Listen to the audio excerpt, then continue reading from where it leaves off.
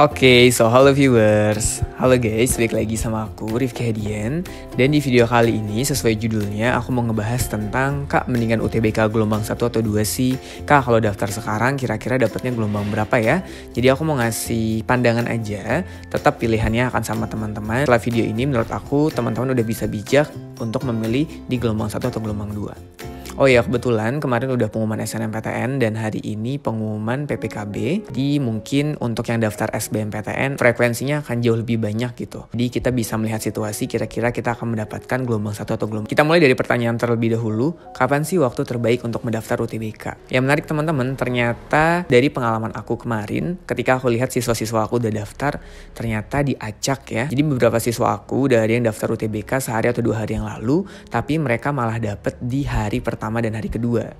Padahal ada yang daftar lebih dulu tapi malah dapet di tanggal 20, di tanggal 21. Jadi aku sempat kaget sih kemarin pas denger kayak, yang daftar sekarang malah dapet tesnya lebih dulu gitu daripada yang daftar sebelumnya. Tapi sejauh ini untuk gelombangnya masih gelombang pertama teman-teman. Nah, yang sering muncul pertanyaan, Kak, mendingan gelombang pertama atau gelombang kedua, emang bedanya apa? Plus minusnya apa? Aku akan ngasih tahu berdasarkan pandangan aku. Ingat ya teman-teman ya, ini nggak 100% valid. Ini cuma pandangan aku aja. Teman-teman juga harus mencari informasi yang mungkin bisa mendukung pilihan teman-teman untuk memilih di gelombang 1 atau gelombang 2. Oke, plus minus di gelombang 1 atau gelombang 2 waktu UTBK menurut aku.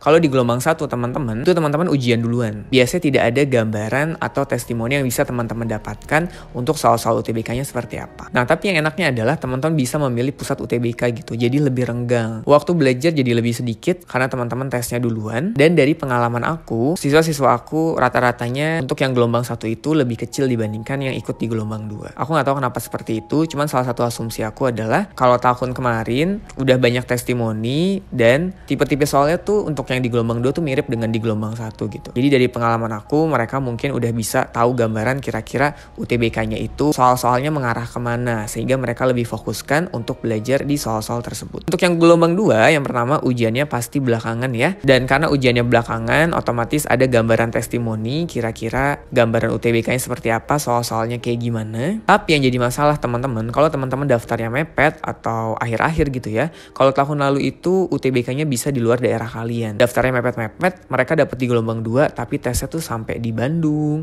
sampai di Banten, jadi persiapannya atau biayanya juga mungkin lebih mahal dibandingkan yang gelombang pertama. Waktu belajar lebih lama, dan sepengalaman aku nilai-nilai yang siswa aku dapatkan di gelombang 2 itu lebih besar dibandingkan gelombang 1. Nah, tapi kalau teman-teman tanya ke aku sendiri, Kak, kalau gitu mendingan gelombang 2 dong. Sebenarnya menurut aku nggak juga teman-teman. Itu kan secara rata-rata ya, ada juga kok nilai di gelombang 1 yang besar gitu. Kalau menurut aku pribadi, ketika kalian udah tahu nih gambaran di gelombang 1 dan di gelombang 2 seperti apa, menurut aku kalian bisa bijak nih. Kalian itu orangnya yang gampang overthinking nggak ketika lihat testimoni gitu.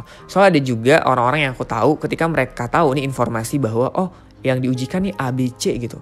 Tapi ternyata yang diujikan itu belum mereka jangkau, belum mereka jamah, belum mereka perdalam gitu.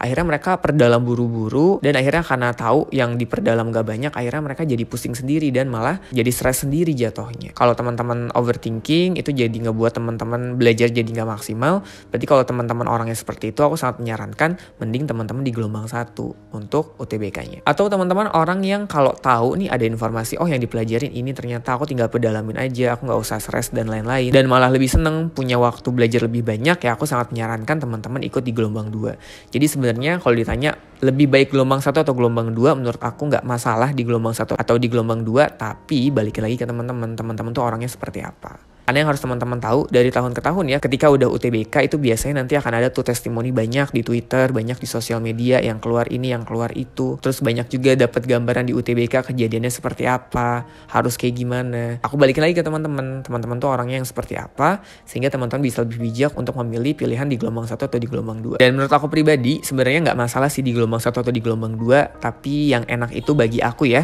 itu kita ada di tengah-tengah gitu. Di gelombang 1 pertengahan atau di gelombang 2 pertengahan. Biar apa? Yang tadi, biar kita tahu kira-kira gambarannya kayak gimana, kejadian apa aja yang terjadi, sehingga kita bisa meminimalisir kesalahan-kesalahan orang yang melakukan kesalahan di gelombang pertama, yang melakukan kesalahan di awal ketika mereka UTBK.